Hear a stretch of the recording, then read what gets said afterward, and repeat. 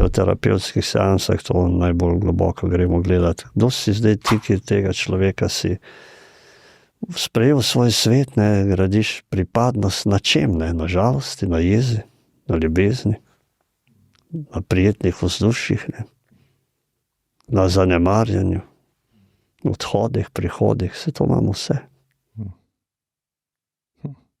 A mislite, da je vedno končna postaja v teh težkih odnosih, ki so zelo zapletena zadeva v našem vesolju, da je vedno ljubezen neka končna postaja? Absolutno vsi hočemo to.